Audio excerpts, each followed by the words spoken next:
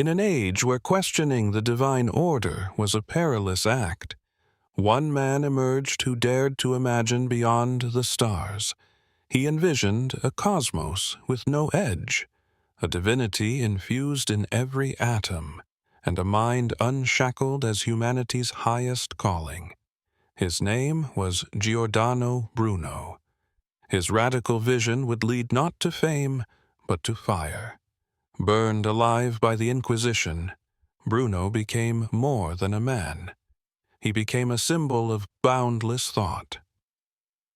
This is the story of a visionary who chose truth over survival.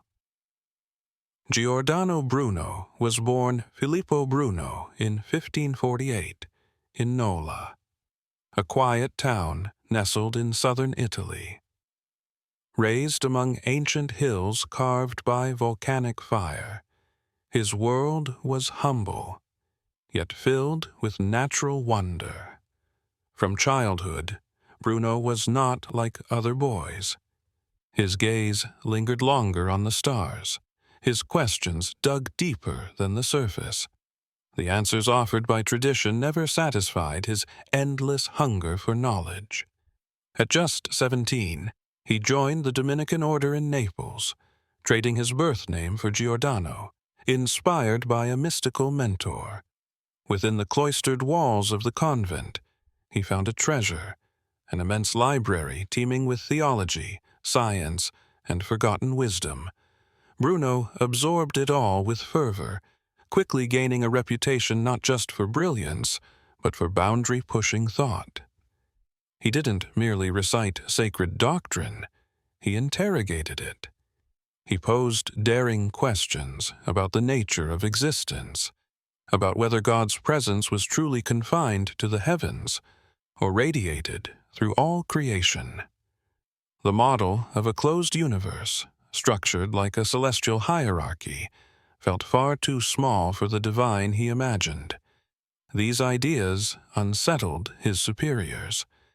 During debates, Bruno refused to stay within sanctioned lines.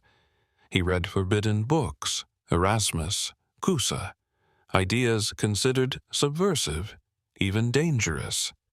He came to see God not as a distant monarch, but as the soul of the cosmos itself, infinite, unknowable, yet present in all things. Inevitably, he clashed with church authorities. Accused of heresy for rejecting orthodox beliefs, he faced exile, or worse. So, Bruno did the unthinkable. He left the order, stepping away from the safety of religion and into the unknown. His departure marked the beginning of an extraordinary intellectual odyssey.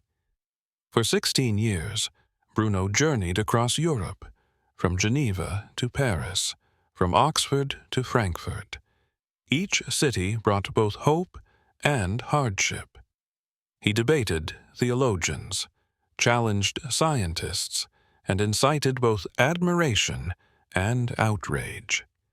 In Geneva, he flirted with Calvinism, but soon found its rigidity as stifling as the Catholic dogma he had escaped. In Paris, under royal protection, his brilliance earned him a teaching position and a following. There, he penned seminal works about an infinite universe and the plurality of worlds. Ideas centuries ahead of their time. In England, he found a freer stage. He sparred with scholars and expanded on Copernicus's heliocentrism. For Bruno, the sun was not the center, but one of countless stars, each orbited by unknown worlds, some possibly teeming with life. His most provocative vision was not just astronomical, it was spiritual. He believed the cosmos was alive, that God breathed in every molecule, that creation itself was sacred.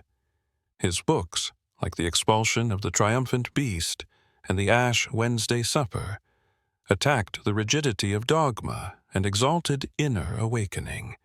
But such fire came with a price. Bruno's restless spirit and lack of diplomacy left him isolated. His unwillingness to soften his message cost him allies, and his writings drew powerful enemies.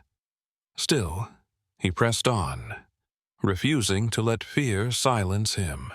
Eventually, a false promise of safety lured him back to Italy. There, in 1592, the Inquisition seized him. Even in prison, Bruno stood unwavering. For 8 years, he endured interrogation in Rome. He was charged not only with theological heresy, denying the Trinity, rejecting Mary's virginity, but with cosmic heresy, believing in infinite worlds and divine immanence. Despite torture and endless threats, Bruno never recanted. He stood in the face of tyranny and spoke for a higher truth. He told his accusers that their fear of the stars would not extinguish their light. When asked to renounce, he replied, "Perhaps you fear in passing this judgment more than I fear in hearing it." His refusal to conform was a spark that would one day ignite revolutions of thought. In 1600, after a trial that became infamous across Europe, Bruno was sentenced to death. On a cold February morning, he was led to Campo dei Fiori in Rome.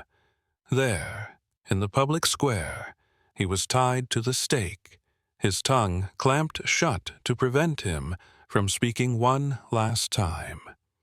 As the flames consumed his body, his ideas took flight. To the Church, this was the silencing of a heretic. To future generations, it was the birth of a martyr for reason and freedom. His legacy outlived his body. His death gave wings to philosophies that no fire could destroy. Bruno wasn't only a dreamer of distant stars. He possessed a dazzling intellect. His memory techniques, inspired by ancient mnemonics, were so advanced he performed mental feats for kings and scholars alike. In treatises like The Shadow of Ideas and The Art of Memory, he mapped out systems for storing knowledge with vivid imagery and symbols. But he wasn't just a savant. He was a rare polymath, fluent in philosophy, math, poetry, and metaphysics. He wove together Hermetic mysticism with emerging scientific thought, creating a bridge between reason and wonder. Bruno imagined the universe as a living web, every part connected, pulsing with divine energy. His writing didn't just argue, it sang. His metaphors opened minds. His words echoed like prophecy. Nearly 300 years later, a statue was erected at the place of his execution. Today, it stands not in shame, but in reverence, a symbol of the price one pays for truth. Bruno's sacrifice reminds us that the courage to think freely, even in darkness, is the spark that lights new worlds. He may have burned, but the fire he lit still burns in every mind that dares to imagine beyond the stars. Thank you for watching.